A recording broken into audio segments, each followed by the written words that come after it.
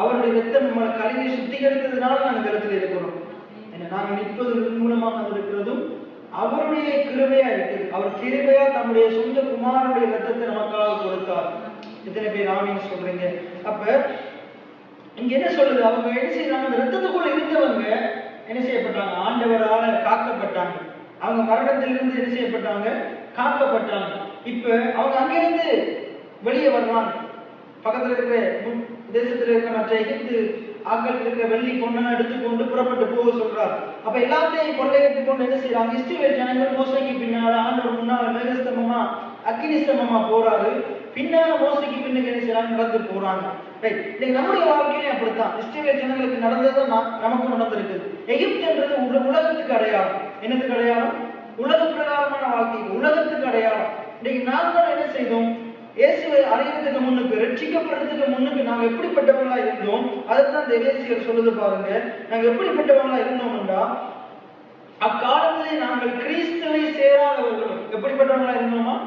கிறிஸ்துவை சேராதவர்களும். அப்படின்னா எதை சேர்ந்திருந்தோம்? இந்த உலகத்தை சேர்ந்தவர்களா இருந்தோம். உலகத்தின் ஆசை பாச இச்சைகளை சேர்ந்தவங்களா இருந்தோம். உலக பிரகாரமான மனுஷங்களை போல இருந்தோம். உலகத்துக்கு ஒத்தவேசம் தரிக்கிறவங்களா இருந்தோம். இப்ப ரட்சிக்கப்படுறதுக்கு முன்னுக்கு. ஆனா ரட்சிக்கப்பட்டு இப்ப அப்படி இருப்போமா இருந்தா நாங்க சோதித்து பார்ப்போம். என்ன இன்றைக்கு நாங்க அப்படிப்பட்டவங்க இருப்போமா இருந்தா எங்களை கொஞ்சம் நாங்க சோதித்து பார்ப்போம். முதல்ல நாங்க எப்படி இருந்தோம்? கிறிஸ்துவை சேராதவர்களாக இருந்தோம்.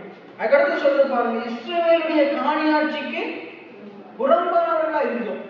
இஸ்ரவேலுடைய, அதாவது தேவனுடைய ஜனம் எனப்படுகிற அந்த உரிமைக்கு அப்பாற்பட்டவர்களா இருந்தோம். தேவன் நமக்காக உண்டு பண்ணின நன்மைகளுக்கு அப்பாற்பட்டவர்களா இருந்தோம்.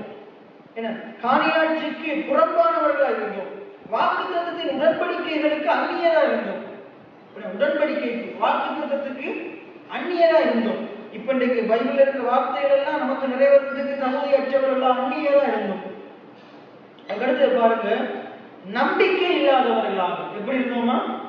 நம்பிக்கை, ஆண்டவராக இயேசு கிறிஸ்து அறியறதுக்கு முன்னுக்கு நம்பிக்கையற்றவர்களா இருந்தோம். விசுவாசமானது நம்பப்படுகிறவர்களின் உறுதி. நாங்க என்ன விசுவாசிக்கணும்? இயேசுவை விசுவாசிக்கணும். அவரே ரட்சகர்ன்றதை விசுவாசிக்கணும்.